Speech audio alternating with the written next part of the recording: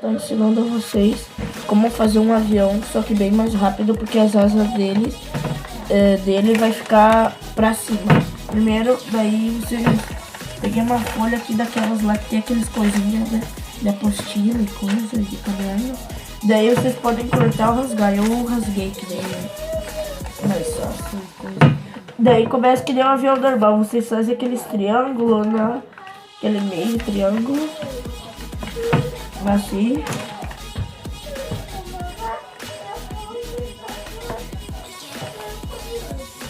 Ó. Daí vocês pegam e dobram ele aqui, ó. Daí vocês fazem aqui. Eu vou deixar o vídeo que eu vi na descrição, tá? Daí tem que...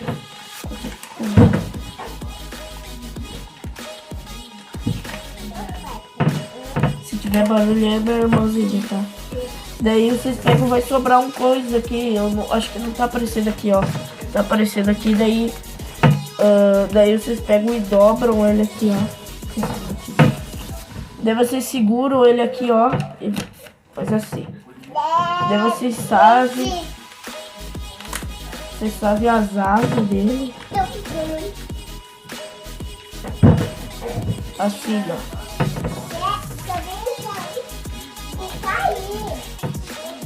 E dobram pra cima, ó. Ó, dele vai ficar assim, ó, galera, ó. Eu vou deixar o vídeo na descrição pra vocês verem melhor, que desse aqui não deu muito bem pra fazer, porque tipo assim, eu não tenho meio que uma mesa, galera, ó. Ele vai ficar assim, ó.